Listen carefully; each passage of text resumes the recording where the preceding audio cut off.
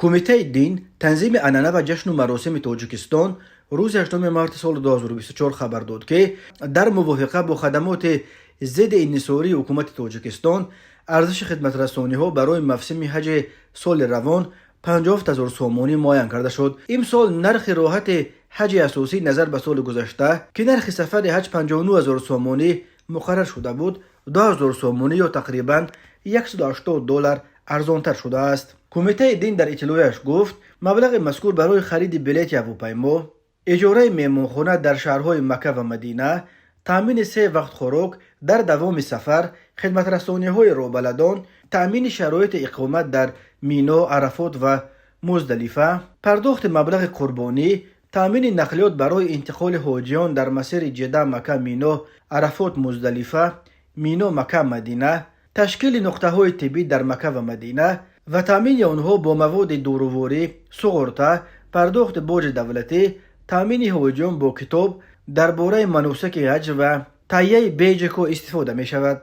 کمیته دین گفت داوطلبان سفر حج طبق رویخط مبلغ خود را به طور غیر نقدی توسط فیلال‌های اوریون بانک پرداخت کرده می توانند. سفر زایران به حج در نیمه دوم ماه می در نظر داشته شده است. کمیته دین به شهروندان خاطر رسان کرد که طبق ترتیب مقرر نموده شایگری عربستان سعودی، زایران برای ادای مناسک حج تنها توسط نهادهای دولتی وکالتدار کشورها می توانند سفر کنند.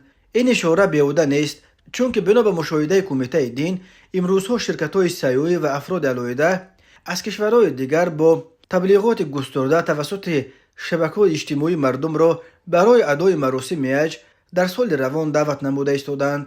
هموطنان ما باید دانند که هیچ شخص و هیچ شرکت سیاحی صلاحیت و امکانیت سفر برنمایی و تأمین شرایط بود و باش حج رفتگان را ندارد.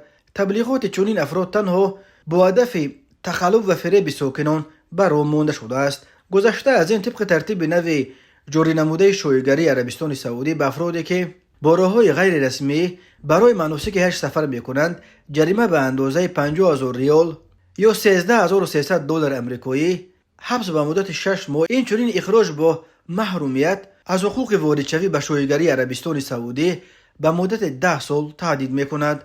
با نظر داشت این همه کمیته دین از ساکنان خواسته است که به تبلیغات بر دروغ افراد منفعت‌خواه داده نشوند تا به دام فریب آنها نافتند. این هشدار در حالی است که شماره تورفت بیشتر ساکنان تاجیکستان به دلیل نرخ‌های بلند شرکت‌های وطنی و کمیته دین برای سفر حج رو به شرکت‌های خارجی آورده ایستادند. برای مثال در یک سال آخر به حساب مقامات 63,000 ساکن تاجیکستان به حج عمره رفتند و اکثرا توسط شرکت‌های ازبکستان که نرخشان نظر به شرکت‌های تاجیکستان 2 مرتبه ارزان‌تر است. حج یکی از فرض‌های دینی اسلام بوده. حج اقل یک بار زیارت حج برای هر مسلمانی که قدرت و تواناییش از جمله قابلیت مالیویش را دارد فرض می باشد. هر سال از تاجیکستان بیش از 6,000 نفر به سفر حج می روند. عربستان سعودی امسال برای تاجیکستان نزدیک 7,000 کوته سفر حج را جدا کرده است.